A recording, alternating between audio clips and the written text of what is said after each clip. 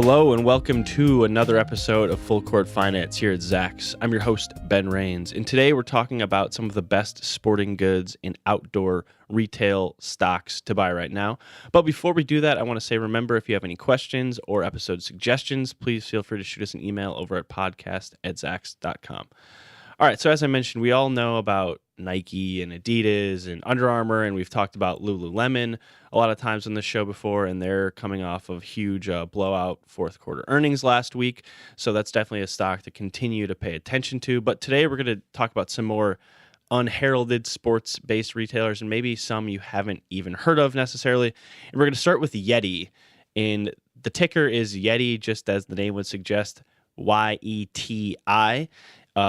And as I mentioned, the name kind of says what they might do, and they're in the cooler business. That's in general what they sell are expensive, heavy-duty, durable coolers. You could say they're geared towards commercial fishermen, outdoorsmen, but they're also a staple at fraternity parties and in country music videos. They've really blown up. It was founded in 2006. And they sell, as I mentioned, they sell coolers, and now they sell everything from drink containers to clothing and all of that stuff, and even outdoor furniture. So we have Yeti. Their smallest cooler started at $199, and that's the base price. And they now come in a variety of colors: matte, single tone. They used to be only white, and now their largest cooler, and this might sound kind of crazy, I guess, if you don't know anything about the industrial cooler business, but their largest hard cooler cost $1,300. And as I said, it's geared towards commercial fishermen and people like that who really need things to actually be cold for an extended period of time. And I can say from firsthand experience, I have seen ice keep in these coolers for well over 24 hours without melting. So they really do work. They also sell soft carrying coolers, as I mentioned, a range of drinkware, bags, buckets for carrying beer and ice. They also now sell a $300 lawn chair. And as you mentioned, they also have their branded shirts and hats out there to kind of have people pay to advertise their brand. And the company is currently a big wholesaler. Its products can be found throughout the country at places such as REI, Walmart-owned Moose Jaw, Dick's Sporting Goods, LL Bean, Bass Pro Shops, Cabela's, and all of these other retailers where you might find anything like that, like a cooler. So they're sold in the United States, Canada, Australia, and a few other places. And they just opened their first flagship store in Austin, Texas in 2017, and that is where the company is headquartered as well. And for those of you who aren't necessarily up on Austin, it is, in not just my words, it's like the hipster slash preppy capital of the world. It's where University of Texas is in Austin. It's where a lot of these up-and-coming brands are headquartered. A lot of companies from tech are moving out to Austin for tax reasons, but I won't get into all of that. So Yeti went public in late October of just this last year, so 2018, at around $17 per share, and Yeti stock is now up over 75% since then, and it's trading at it has about 1.5 million shares on average traded daily. And Yeti closed regular trading Friday at $30.25 per share. And this is after it fell 5% in one day on the back of a downgrade from Morgan Stanley, which they downgraded Yeti basically because it had such a strong run over the last several months. And it was really the first non-bullish call of all the analysts covering the company. So Yeti's coming off of fourth quarter fiscal 2018 that saw its net sales climb 19% to just over $241 million. Where its adjusted net income also skyrocketed almost 400% to 38 cents per share, and then its gross margin improved around 7% to 53%, which is really solid to see that. And then a lot of this can be contributed to a huge direct-to-consumer sales growth, up 45% in that key direct-to-consumer business, which is going to be huge to watch going forward for not only Yeti, but all of these companies in the retail business. So overall for fiscal 2018, Yeti was up, their revenue was up 22% to just under $780 million. And then their overall for the full year, their direct consumer business was up 48% to just under $290 million. And that now is accounting for over 37% of their sales, which is up from 30% of total sales last year. So direct consumer, as I mentioned, that business is really growing for Yeti, which will be, as I said, huge going forward. The company is currently a Zacks rank #1 strong buy, based hugely on its positive earnings estimate revision activity. And it already has seen 6 analysts start to cover the company, which is pretty impressive for a company of its young age and kind of obscure business in terms of it's a cooler company that's publicly traded.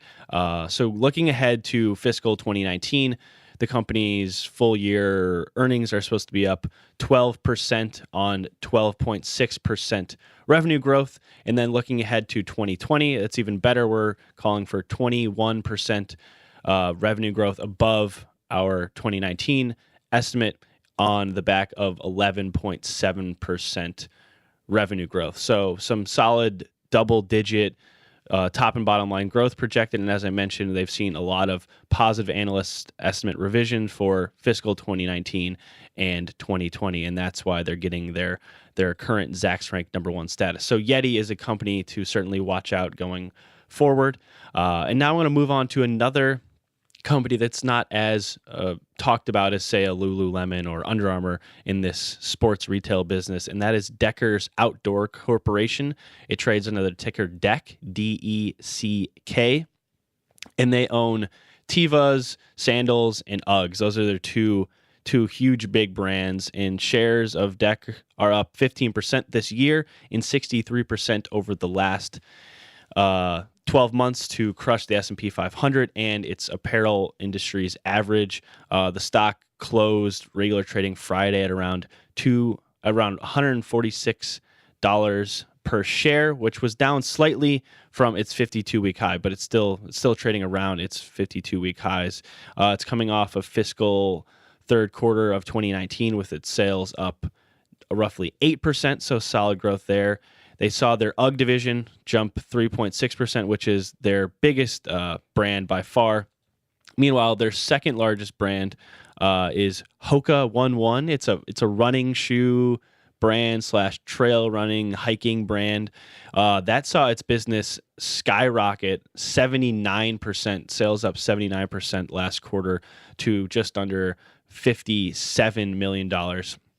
So some solid growth for a brand that maybe could be something that Decker leans on more going forward. Some of this growth for Hoka 11 could have been boosted by partnerships it has with an up-and-coming Lululemon competitor, which is Outdoor Voices, who's also opening more stores in some trendy neighborhoods throughout the U.S. They're also an Austin headquartered company. That's the Outdoor Voices brand.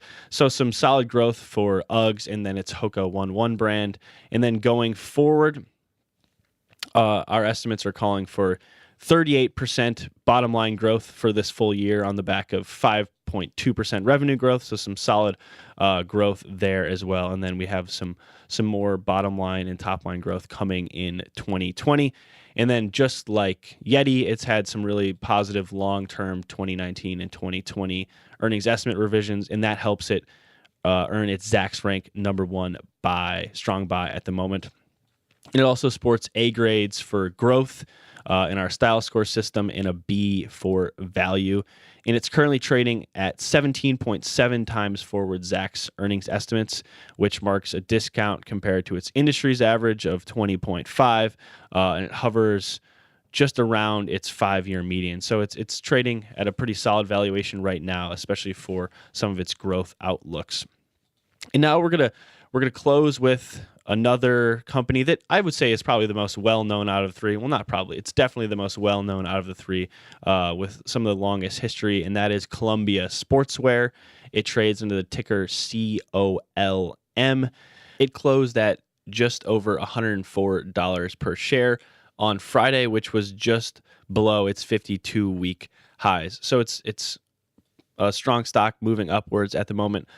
Shares are up 36% over the last year and 24% in 2019, coming on the back of Blowout Q4 earnings, with its fourth quarter sales up 18% to record And then its fourth quarter operating income also increased 40% to another record as well there, with its full year net sales up 14%. So some really solid growth for Columbia, which has led to some really positive stock price movement, especially so far this year.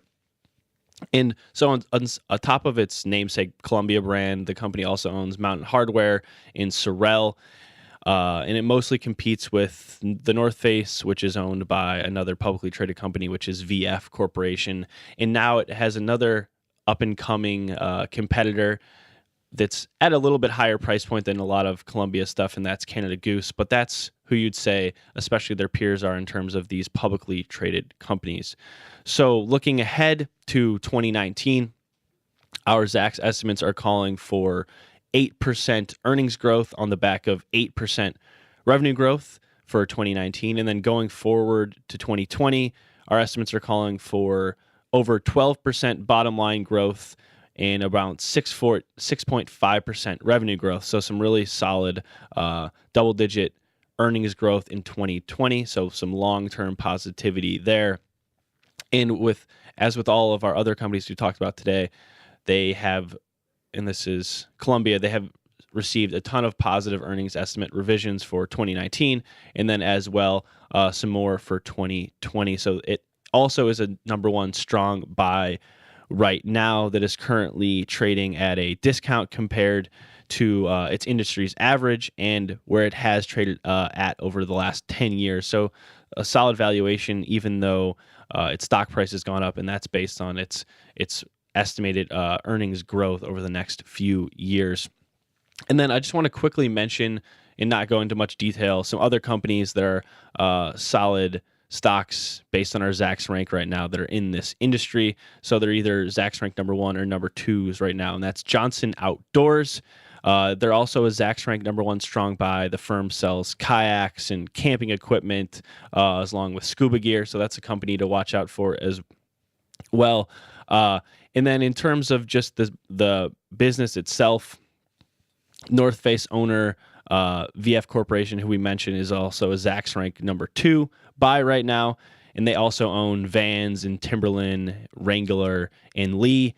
And just as a quick little mention, this business of jeans that VF Corporation is in is going to get a little bit more focus because we had Levi Strauss go public 2 weeks ago now. At this point, they went public. So they went public on March 21st after going private initially in 1985. So that's another retailer to pay attention to going forward. But as I mentioned, Yeti, Columbia, and Decker Outdoor brands are all Zacks ranked number 1 strong buy stocks at the moment in this sporting goods and outdoor market. So definitely pay attention to those stocks. And that does it for this episode of Full Court Finance. Until next time, I'm your host, Ben Rains. And remember, if you have any questions or episode suggestions, please feel free to shoot us an email over at podcast@zacks.com.